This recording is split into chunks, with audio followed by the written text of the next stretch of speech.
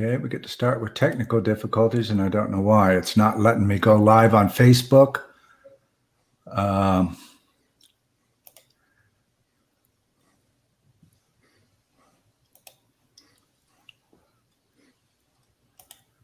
I guess we'll straighten that out here in a minute. We are live on YouTube, but it's not giving me.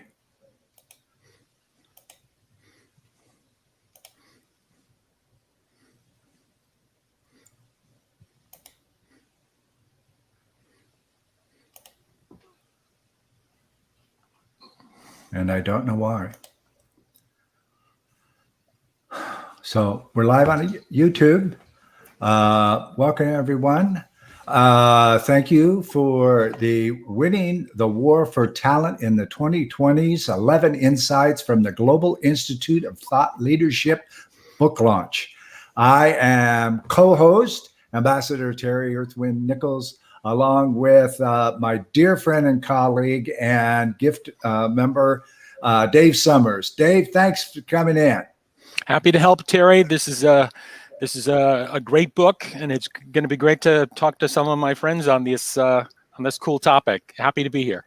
Wonderful, wonderful. Also, right now is one of the co-authors and my friend and colleague, David Martin. David, thanks for stopping in. Great to be here. Great to be here tonight at this launch. Well, this is exciting. This is a compilation of 11 great minds and what they do and what they think talent needs for the future on both sides of the signature contract.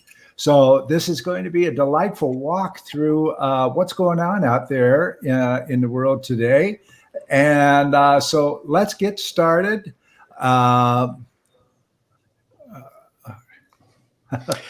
Lost you there. There it is.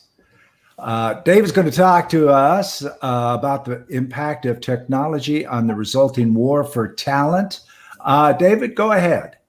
So I wanted to just start by saying that the real impact will be secondary impacts. And what do I mean by that? Think about a mountain next to a lake. A big boulder falls down from the mountain, hits the lake. Lake's pretty deep. Nothing happens to the lake. But because the force of the rock down onto this boulder, onto the water, creates a tidal wave. You have to have a house, right on the water, right on the edge of the water, and boom, this tidal wave sort of knocks out your house. So it's sort of these secondary effects of the new technologies that will have a real impact. So let me try to explain a little bit, okay? In a sense of machines, they have a long way from mastering social and emotional skills. So what that is going to mean in terms of the war of talent, that there's going to be a greater demand for higher cognitive skills. What do I mean by that? Creativity, critical thinking, decision-making, and complex information processing, okay?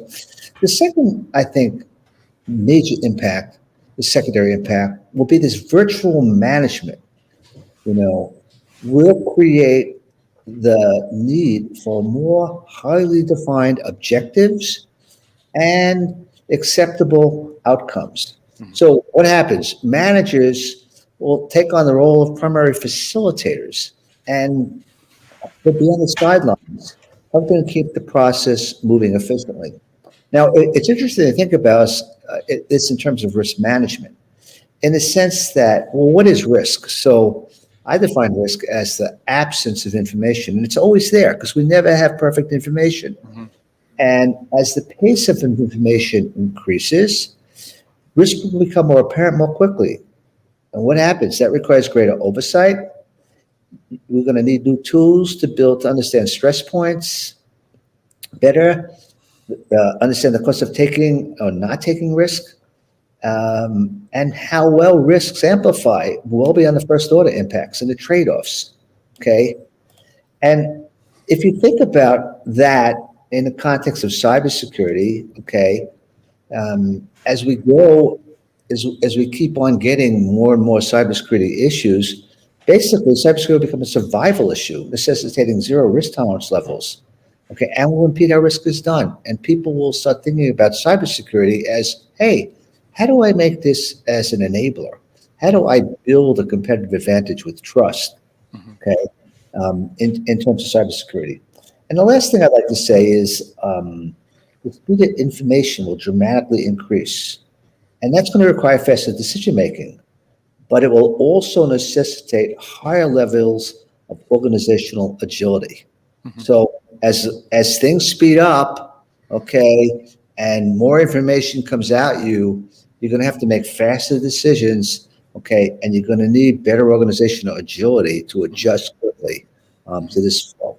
That's sort of an intro, and just some of the things that I thought about in terms of the impact of technology on the resulting war for talent. Yeah. Hey, Dave, I have a question for you. I mean, we're hearing so much. It's very much in the news these days about the big hacking jobs that are happening. Whether they're international or not, I don't know. Some of them border on terrorism almost, but these big hacking jobs, are we getting to a point where it's almost any one of these things seems to be almost like a brute force type of attempt? If you throw enough CPUs, you know what I mean? If you throw enough hardware at some of this stuff, even some of the best security is going to crack underneath the force of all that, all that cycle time, all that combined, computing horsepower. Okay, so I actually wrote a book on this recently, CYRM, Mastering the Management of Cybersecurity. But just to take a step back, if you think about it, right, we started with this hardened shell strategies. We built boundaries, around our companies. But what happened is that, we had to start to interact with the internet. So we created holes in these boundaries, right? Think of an adult walking a child across the street, right? They walk to the corner, they see the light change, they look both ways for the traffic, and they walk across. Think about a busy executive running across the street to make a meeting, right? He's in the middle of watching traffic patterns. He's watching how fast the light's going to change. So he's taking in information. So this hardened shell, we put all these holes in it, didn't work. Mm-hmm. So we went from that to a strategy called defense in depth. It's not new. It was actually designed by Napoleon. What is that? Basically, you have a shell around you, but it's porous. You let the enemy in, you beat them up, you let them in a little bit more, you beat them up, you kill them, right? Right? It's Napoleon, So what we do is we stack different layers of defenses, okay?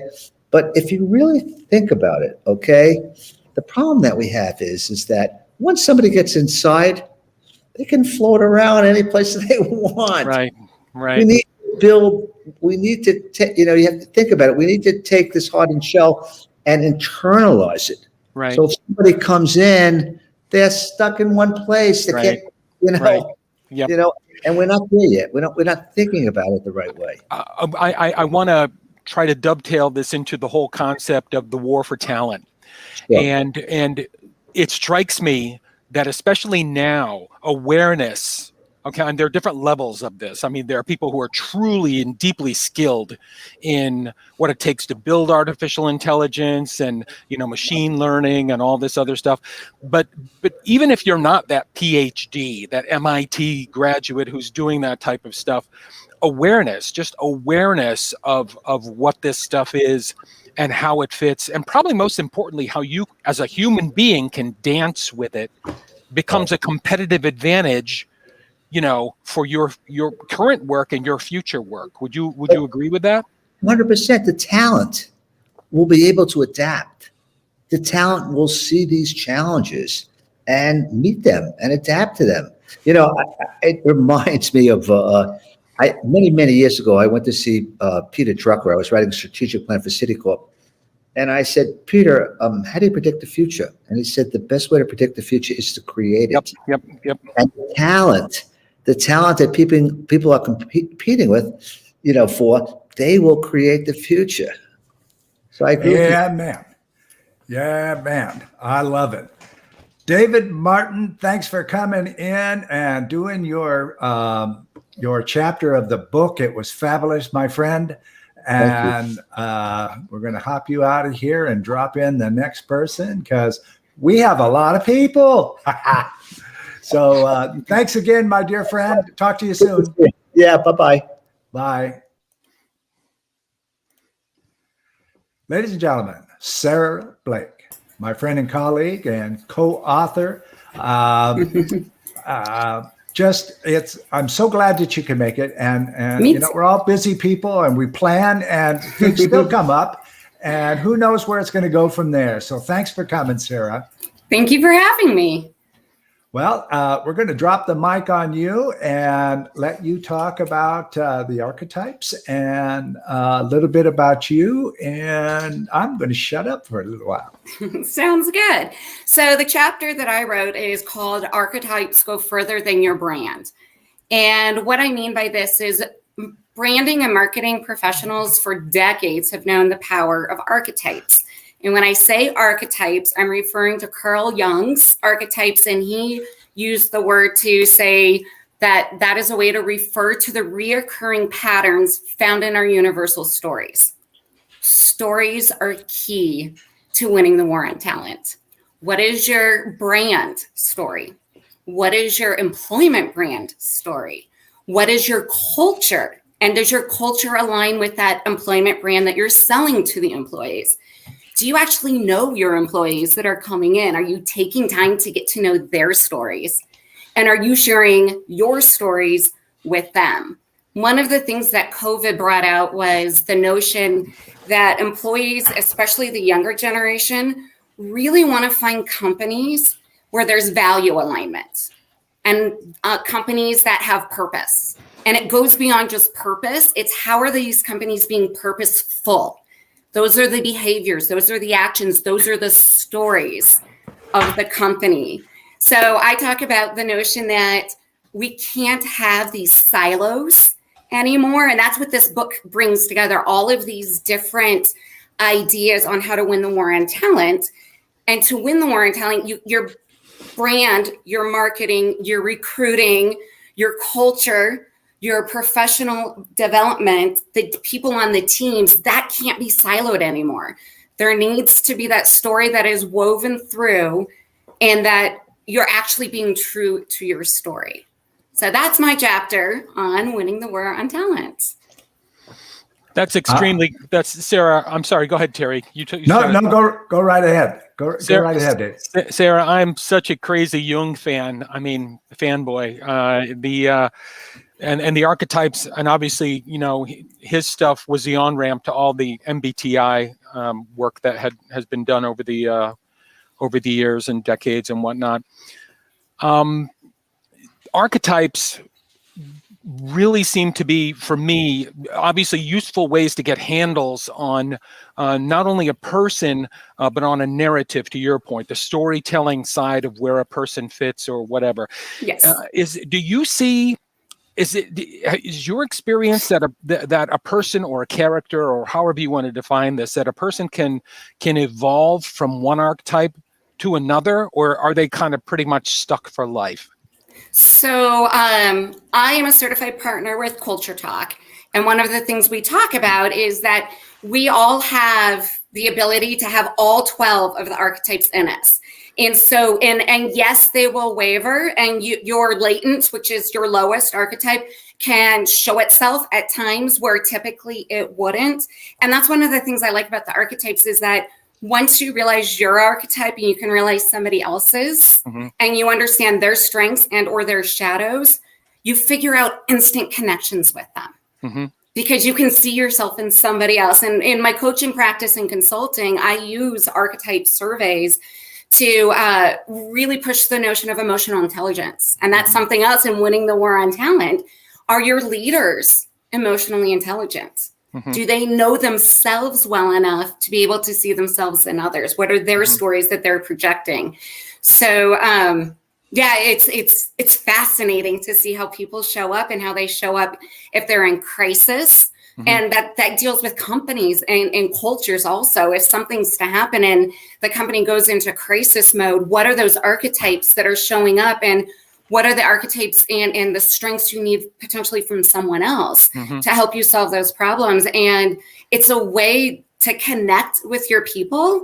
And something, you know, a lot of us talk about how do you get talent in, but this is also a way of how do you retain talent? Mm-hmm. It's you are checking in with the people throughout their career, just not when they walk through the door, you got them, and then at yearly reviews. It's how do you continue that connection? I love it. I love it.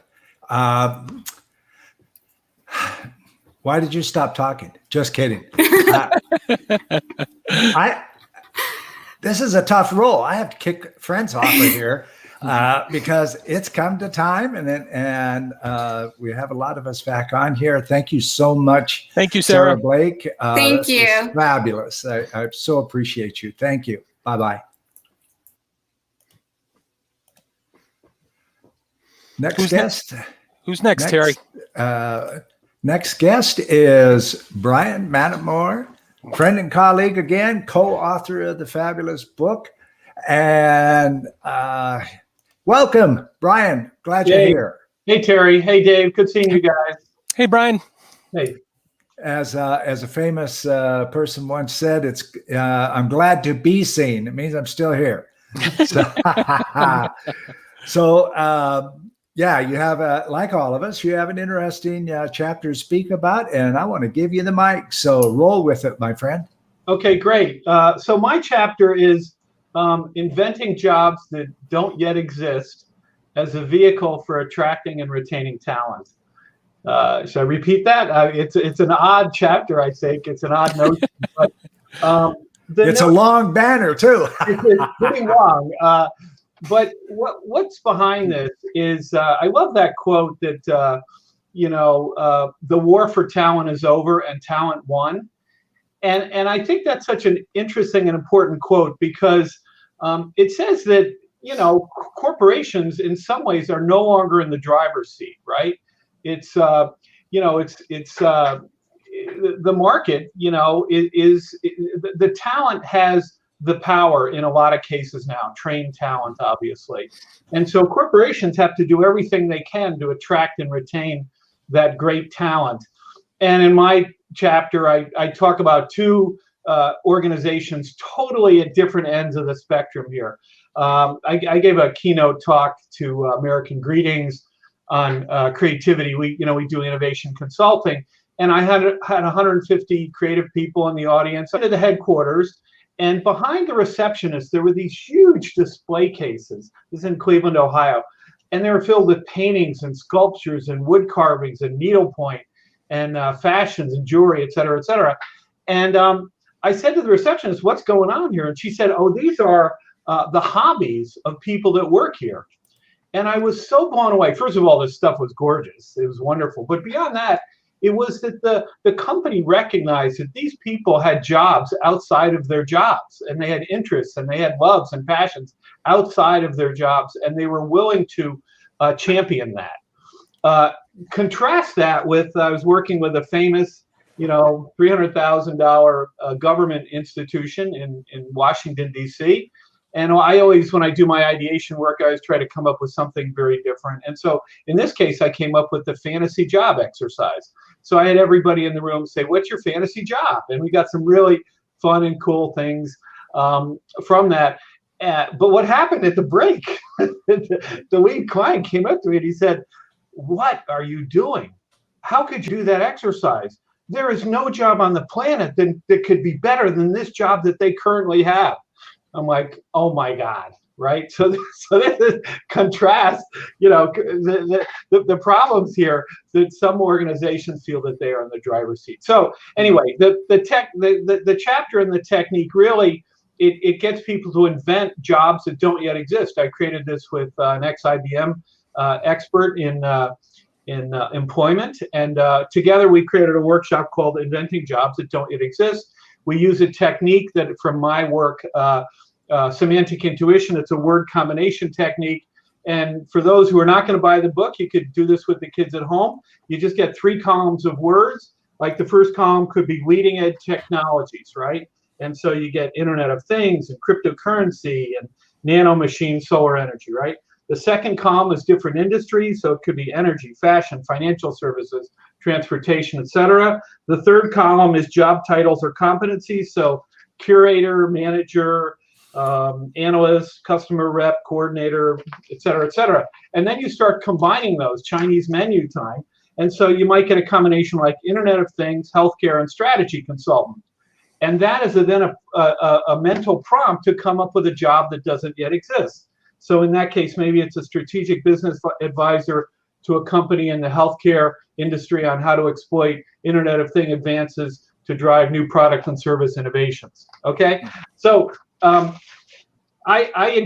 wrote this chapter because I thought it would be a fun technique for those readers to do, both for themselves and for the people that they know and in their families. And I also think, frankly, it's a really good thing that companies should be doing with their employees, because it will help them do two things: identify passions for their employees, which is important, and secondly, maybe even anticipate the future. Hey, Brian, I got a question for you. In your experience, obviously you get called in, and I would say in organizations that are at least expressing some kind of willingness to change. Okay, Yeah. And a piece of that, at least in my experience, is a lot of these people who think they need to change are scared to death of that change. And a lot of the organizations, their culture is really not, it's almost like it's not built for change. So I would imagine there's a whole lot of ramp up and superstructure and basement work that might even, and interesting conversations, all worthwhile, don't get me wrong, that need to happen before even Brian Mattimore steps in front of a room full of people and does a job naming exercise. Is that the case? Well, it's a great thought, Dave, because in some ways the companies that need us the least call us the most, right? Which is kind of what you're alluding to, right? But Oh Lord, don't we know that one?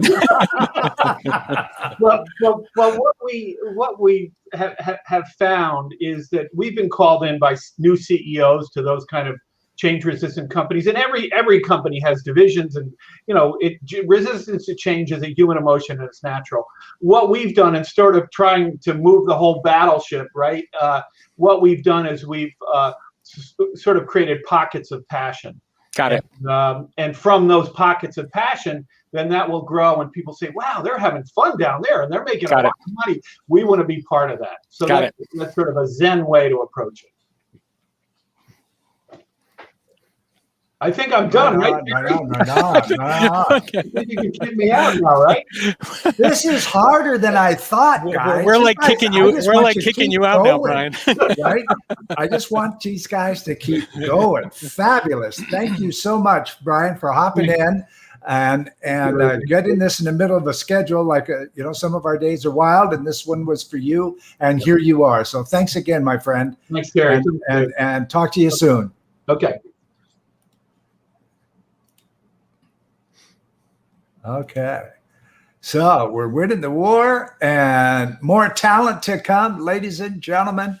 Another good friend, that I've learned as a colleague, and we attend various meetings together, and we have become very good friends. Todd Churches. Todd, so glad you made it, buddy. How are you doing? Thank you, Terry. Thank you, Dave. You guys need like a virtual hook like they have in the old vaudeville shows, just to like pull people up. I know. I feel like I should be running around going, hi-oh. All of us would get that. I'm not sure any Z generation would understand what hi-oh means. Yeah, good stuff, man. All right. Another great chapter, another great author and speaker, and as I say before, my friend, and he's got a great take on talent and where it's going. Passing the mic to Todd Churches. Go, Todd. Great, thank you, Terry. Thank you. My chapter is on. We all know the word VUCA, or most people do. VUCA stands for volatile, uncertain, complex, and ambiguous. So that's the world we're living in today. So it's been around for a while, but I think we're in a hyper VUCA world now because it's more VUCA than ever due to the pandemic and all the chaos and confusion. My next blog post is going to be called, "Are you ready for the September shuffle?" Because after Labor Day, I think all hell's going to break loose in terms of chaos as companies call people back to work. And some people say, "I'm not going," or "I moved to North Carolina," or wherever Dave is with his dog. So a lot of people are not ready to go back to the office now, if ever. right? So there's a lot of volatility out there. So the premise of my piece is that in a VUCA world, leaders need to do the opposite. And what is the opposite of VUCA, right? So VUCA is volatile, uncertain, complex, and ambiguous. In a world that's volatile, leaders need to create some sense of calmness. They need to slow it down a little bit, say, all right, because again, when we're in that state of volatility, we're not making good decisions, we make mistakes, that type of thing. So we need to create a sense of calm, to slow it down. I know I talk loud and fast because I'm from New York, but even I need to slow it down a little bit, take a breath, right? Uncertainty, there's so many unknowns. Uncertainty is just the new reality. And I think if we could create some certainty, if we could separate what we know from what we don't, I think that will help a little bit. And leaders can't pretend that they have all the answers. They have to admit that they don't. And let's figure it out together, right? So complexity, the world is more complex than ever. We're more global. We're mixing in person with hybrid across time zones. There's a lot of, so in terms of complexity, how could you simplify complexity? Thoreau said, simplify, simplify, right? Although if he really wanted to simplify it, he could have just said it once. He didn't need to say it multiple times. But Da Vinci said that simplicity is the ultimate sophistication. So we need to figure out a way to simplify the complexity so we can wrap our heads and minds around it and find some solutions. And lastly, ambiguity, we need to create some clarity. That's the opposite, right? So ambiguity is there's a lot of cloudiness, fogginess, we don't know. How can we cut through the clouds and the fog to realize this is what we're clear on, and again, this is what we're not. So leaders need to be authentic and transparent, and they need to basically, in a hyper-VUCA world, create an environment and a climate that will attract, retain, engage, and inspire people to do their best work. So that's the bottom line, what I talk about in my chapter. People leave bad bosses, we all know that. So the best leaders will be the ones who can take the VUCA world and create an environment that people can thrive and flourish in. Hey, Todd, in your experience of these 4 transitional challenges, in your experience, which is the most difficult? With the answer to most either or questions, it's and, right? So it's kind of like, I don't know if you could separate them. It really depends on your job and a situation at any given moment. I think, again, I think the complexity is one of the biggest things, right? Because things are more complicated and complex than ever before. There's more technology. We're living in a global world. So I think we need to simplify, find some way. And when we say simplify, we're not saying strip things down of their subtleties and their nuances. We're saying find a way to simplify something. I was just reminded of, the thing, how do you carve a sculpture of an elephant? You chip away at everything that doesn't look like an elephant, right? So it's kind of like, we don't know what that elephant, we don't even know if there's an elephant in there. So we need to figure out some way of finding out and defining problems, finding solutions, taking things one step at a time. So I think that's a big thing. So slowing it down, finding some clarity, making good decisions. And again, we can't fix everything overnight, but realize, the whole metaphor of it's not a sprint, it's a marathon, right? So we need to get people on board, set them up for success, and create a climate and a culture in our organizations where people can do their best work and flourish. Can I ask you one other quick question? What advice do you have for somebody who really has a great deal of trouble slowing down? How do you slow somebody down? If you go too fast, you trip and you fall, right? So you tell people on the benefits. One time I was at an airport and I left my backpack on the bus and they dropped me off and I went racing after it, the fastest I've ever run in my entire life. And I tripped and fell. I almost got run over and killed, so it's like sometimes we need to slow it down, cut our losses. I think that's the key thing. It's like, I don't know how, the world is moving by so fast, but again, if we're racing, if we don't take a breath, if we're not mindful, we're going to make mistakes and then we're going to do things that we regret. So I think it's the cautionary tales like mine. You're going to trip and fall if you don't slow down, catch your breath. And it's like people who try to work 24 hours a day. You're just going to burn yourself out. That's not sustainable over time. So yeah, I think slowing down, as hard as it is, especially when you live in a city like New York, you just have to do it. Find some ways to slow things down and make good decisions. Thanks. Thank you, Dave. Thank you, Terry. Thank you so much, my good friend. That was I couldn't wait for more conversation around the VUCA world. That concept is amazing, and it's so relevant right now. So thanks again, my dear friend. Thank you, sir. We're about to bring on our next super author and move forward. So again, thanks again. Thank you, guys. And now, ladies and gentlemen, we have Sam Mullinaar. Sam, welcome. I can't wait to hear this. This is going to be good. We're talking negotiations here, and it's a pretty relevant subject right now because what we're seeing on social media and different New York Times morning and things like that, there's two conversations going on out there. Do I want to work with this company or, and does this company want me or do they really want a body or whatever? And, playing into negotiations and having skills about that is huge for the future. Welcome first, and then I'm going to pass the mic to you. So, Mullinaar, give us your take. All right. Thanks, Terry. Thanks, Dave. Great to be here. Great to be part of this project. Yeah, the world is uncertain and VUCA, as Todd mentioned, and he talked about our need to help us get through this uncertainty, this volatility, this complexity. Well, the thing is, this is all happening when relationships are key. And like you said, relationships with the company, relationships between companies, the relationship of the employee and their team. And at the same time, emotions and egos are very heightened because when you're in a world that's volatile, uncertain, complex, and ambiguous, we all get emotional. The stress levels are higher. So to be able to deal with that is exactly the type of negotiation that I've been researching and the type of negotiation that I have seen that is essential to work and sustain not only as leaders, not only as designated negotiators as far as your company, but everybody in the company needs to be able to negotiate. And that is position things as joint problem solving, framing the problem as a joint problem to be solved, not take it or leave it, but as a relationship building and value creating exercise. Mm-hmm. Mm-hmm. That's interesting, Muli. You and I have had other interesting conversations about this in the past. Yeah. I have one right for you right now. Should we see every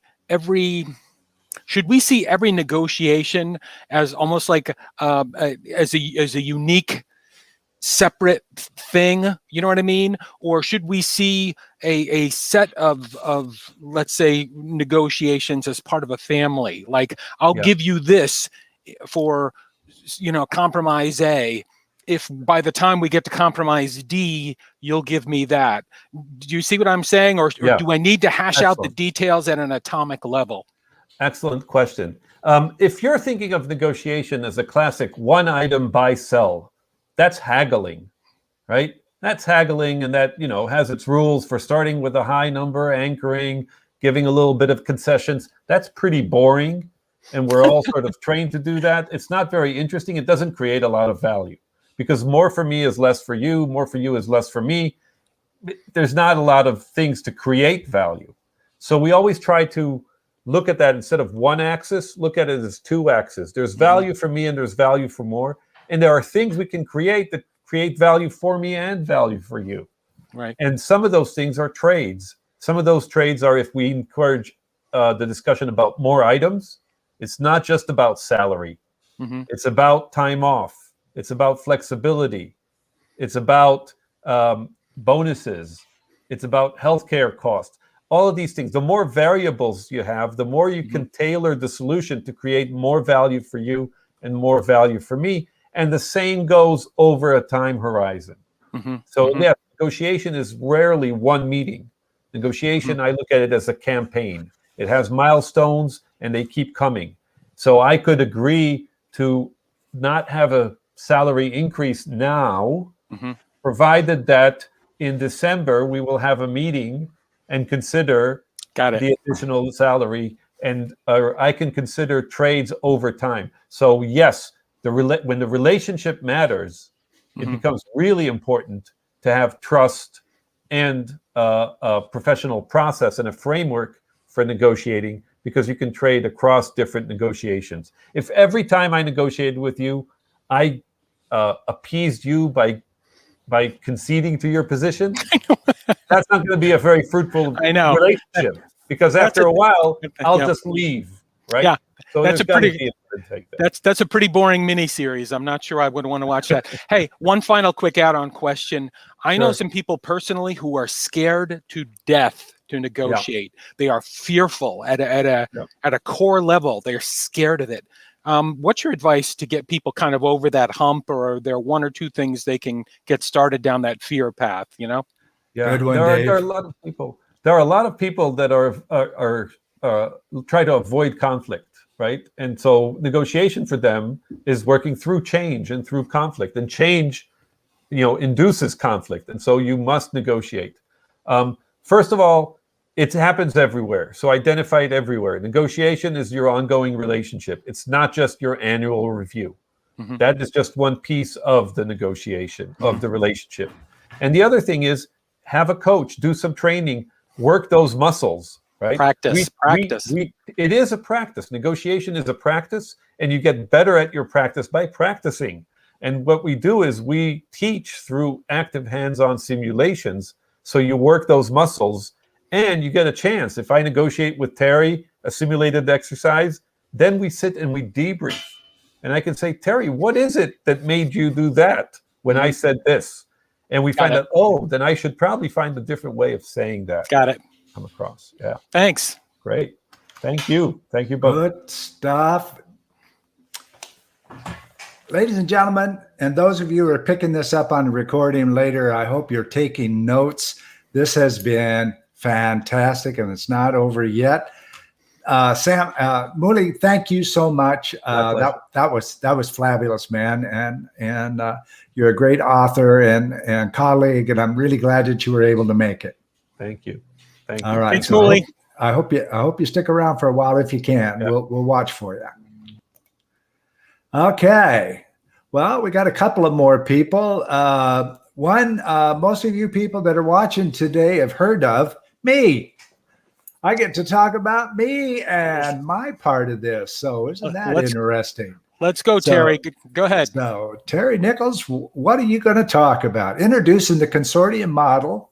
The new consortium model is a people-centric, achievement-based business model where we help a company, or the company can help create this massive vision for everybody in the company. And from that vision, it roadmaps out various stops along the way where certain achievements must be made in order to move forward. Now, the key here is vision and mission is a big part of the overall business plan and those kinds of things. This vision is bought in from the very lowest part of the company to the CEO, and everybody believes in it and they're focused on it. And when everything is achievement-based, we know that if you're excited and you're achieving regularly, here's what happens as an employee. You're excited to get to work. You don't get sick. You're healthier. You sleep well. And you don't burn out. You work real hard for a few days. That's okay. You work it into your schedule. It's liquid. There's no timelines or goals hanging over you to achieve anything. You're achieving. The ultimate to that is you don't leave the company. Now let's take a look at the employer side of this equation. You have happy people running around, inventing new revenue streams, excelling way past any expectations that you could give to them. You have taken off all of the stressors that the company owns on a day-to-day basis, and that is your month-to-month, your quarter, your half, all of those types of things roll into place, not happen. The only timeline is the CFO is still stuck with the taxes. Somebody's got to pay the taxes at the right time, and people get their payroll. Other than that, employers get to see somebody who pushes a broom in one of the plants come up with a better idea on how to push that broom or even move product in the plant and how to connect it to the supply chain. And that savings could be first year savings could be turned into a dollar factor, which becomes a percentage, 1%. If you're a Bank of America, 1% of a year, several $100 million, the bonus to that young person could be unbelievable. So the consortium model is about myself as chairman of Evolutionary Healer LLC. We're a global company. Stopping and listen to one of my brand new practitioners coming in from, let's say, the person in Germany's got something, or the person in Thailand. And they come up with something because they have new eyes, new ways of thinking about the Hoyle, the way we do business. And all of a sudden they come up with a model modification that creates a new revenue stream, begins a conversation about consortium, came from a conversation. And what we do as business people is we sit down and say, okay, what does that represent? Mm-hmm. Now, this person that knows and is confident that I'm listening to them when they talk to me, and I appreciate and I respect them, and they work hard. You know, some great example was the Virgin Group. You know, so Richard Branson, he'll walk up to anybody in his company and he'll sit and talk to him. And while he's talking to him, there's nobody else in the world but that person. Okay. Mm-hmm. Take care of your employees and let them take care of the customers. And that is a great philosophy. Terry, so, I have a couple questions, if you don't mind. Yeah, come on in. In terms of the war for talent and the consortium model, you're really talking out, I would imagine, on a consortium model type of approach for a hiring company would be very attractive. A high potential person out there would know immediately that their opinion is valued, that their ideas are valued, that they play a role in this big vision that you're talking about. Is that correct? That's correct. And people can't wait to go to work with a company that's that way. Mm-hmm. Their reputation expands quicker than social media. Mm-hmm. Just as quickly as bad news hits social media, good news hits social media as well, and it's real time. Mm-hmm. Okay, thanks. Okay, yeah, that 2 questions, or I grab them both? No, the other one was sort of if. I like the idea of the consortium model, but it strikes me that it's more of a top down and not really a bottom up. You could probably experiment with it from a bottom up standpoint, but unless organizational culture was receptive to new ways of thinking, it might get a little tribal. You know what I mean? Is that correct? It could. Why? We believe in what we've been working with. We've already tried it. Top down is the person on top is motivating and connecting and making everybody in the business one big team. Yep. And expressing that and motivating their people in the boardroom, and the boardroom expands it. And when you got that type of expansion and buy-in, there's less likely opportunities for tribalism. Thanks for that. That was great. And that is about it. I'm going to bring Todd and Muli back on, and we're going to chat a little bit. We've lost a couple of our other people, and one or two didn't make it today, but you can buy the book and read their chapters as well. So I'm going to bring Todd and Muli aboard, and I'm going to switch up the format a little bit here so we can talk a little bit. Ooh, fancy. And thanks, gentlemen, for coming. And you're great friends, and we've had some great fun putting this run across the word page together. And points. Did you hear something today that you want to bring up? Will, you want to go first? Go ahead. Go ahead. All right, Todd. Well, Sure. I can jump in if you want and ahead, just see what's interesting for me, particularly the way the gift leadership cooperative or however you want to commune operates is it's this really nice overlapping of experts from all different fields, and it's a place where once again people feel safe to bring ideas, people feel safe to bring war stories, and by that I mean narratives where things worked, and times when things didn't work, and there's a really good sharing of ideas there. I don't know if Klaus is going to be on later or not, but he's a bit of a spark plug when it comes to sort of unifying what can appear to be disparate, molecules and pulling them together into meaningful, aligned thought leadership. I mean, that's my take on it. Do you agree? Yeah, I mean, we the diversity of perspectives and backgrounds in this group is pretty amazing. And there's if it would be fun to draw this like big Venn diagram of all of us, but there is a lot of overlap. Again, visual thinking as always, but there's a lot of overlap. But we all come at Brian comes at it from the ideation, and Dave comes at it from risk, and Muli comes at it from negotiation. So it's kind of we all come at things from different angles, and yet. So we see the world through different lenses, and yet we see possibilities, we see challenges. And I love, Dave, you're a master storyteller. We all bring our stories to the table, right? Our experiences, and we always talk about there's success stories, but there's also failure stories. There's cautionary tales. There's don't let this happen to you. There's we've all been around a long time, so we've seen it all before, except for COVID. It's like none of us have ever seen anything like this before. So in a way, it's kind of exciting because we've ridden the waves of economic crashes before, and ups and downs, and recessions and things like that.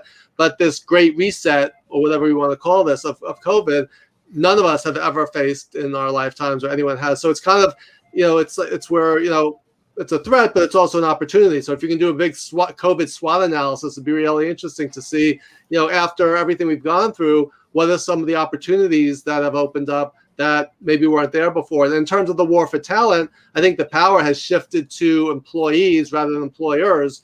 And leaders need to really be listening and talking to people, because otherwise your best people can jump across the street to a competitor who lets them work from home or work their own hours or whatever. So, we need to, in a way, it's almost like a new puzzle that needs to be solved.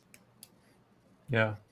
Good Well, points. I think the interesting thing is, although we each have our own niche, and you can see Todd there has got the latest book and prime focus on that. Todd does a whole lot more, and every one of the authors here has a lot more experience and focuses on a lot more things. And you'd be surprised in some of our conversations, some of the inspiration and the feedback that we provide each other because of those broad. We're all thought leaders. We have a broad interest area, not necessarily just a narrow focus. So if we say, we've never seen anything like COVID, and I say, well, I've just been reading Shakespeare's, and how he worked through, and the period worked through the plague during those times. And Todd says, well, I'm a big Shakespeare aficionado as well, and I studied it in college, and here's my take. And that spurs a whole bunch of discussion where someone who, Freddie in our group says, well, the musical aspects of that sound to me as if the harmony is going in this direction. And all of a sudden we've got this dynamic flowing. So you put a group of thought leaders together. It's not about having the siloed chapters. It's about having the synergy of feeding off each other and offering the eventual client an offering that none of us could individually probably come up with and deliver. I have a quick question, and Terry, you can chime in on this. I absolutely love what Todd said, or the question that Todd posed, which was, we're as we head through summer, and as we, eventually get to the dog days of August, and we hit September, which for a lot of people has always sort of been, especially with this COVID stuff, sort of, like a shadow, been behind us, saying, well, when September comes, watch out for September because a whole bunch of stuff is going to happen and people are going to be called back to work and people are going to say, no, I'm not coming back. And people are going to be job hopping. And I know a lot of people are doing an incredible amount of individual and independent project work and building and sharpening their skills and whatnot. I'll start with Terry. I mean, what is, do you think that that's a fair assessment that September will sort of be this jumping off point to something truly different? Or is it just going to be sort of evolution of business as usual?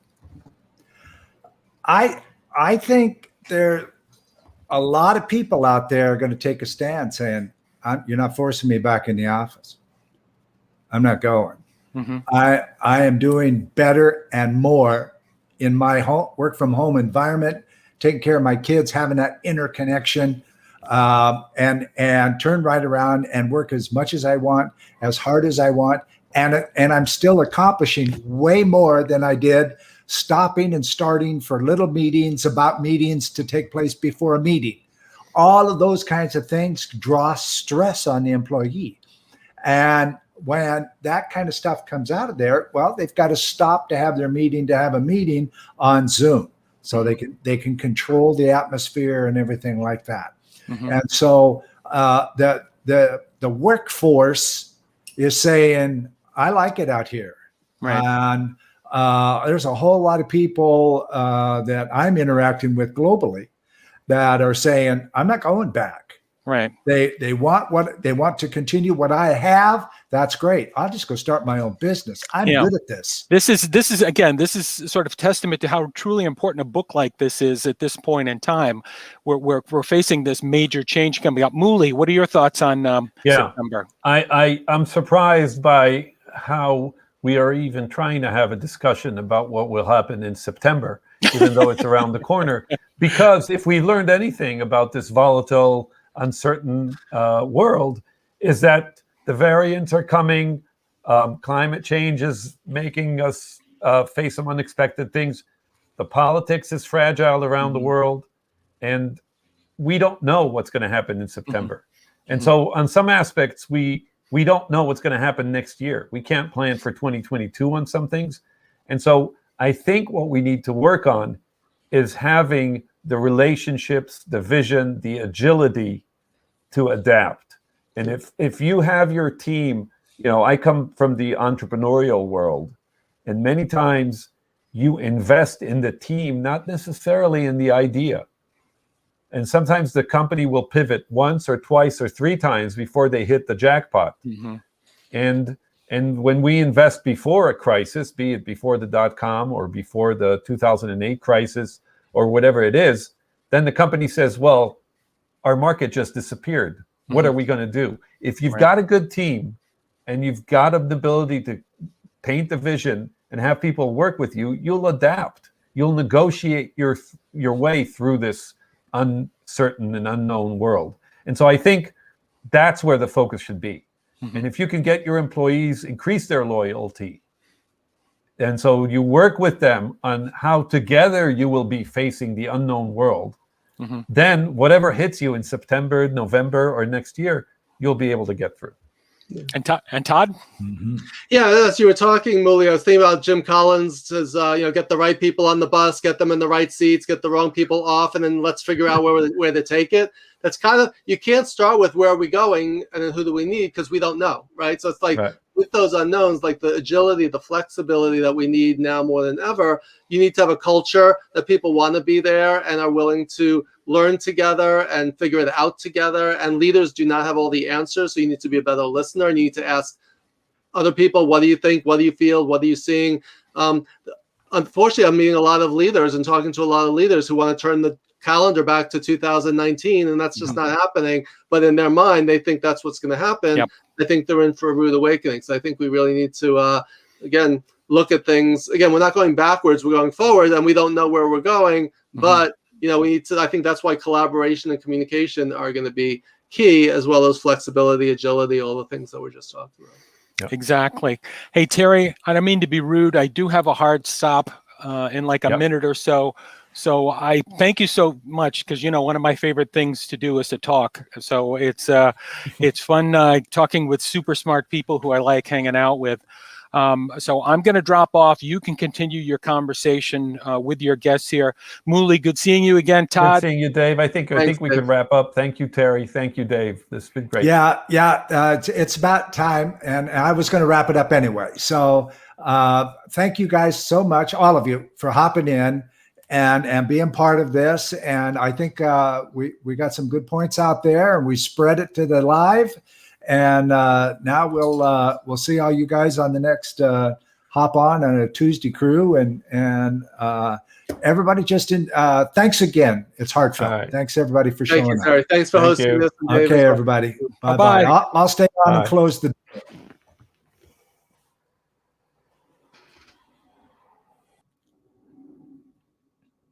And thank you, everyone, for stopping in and watching our program on the recordings.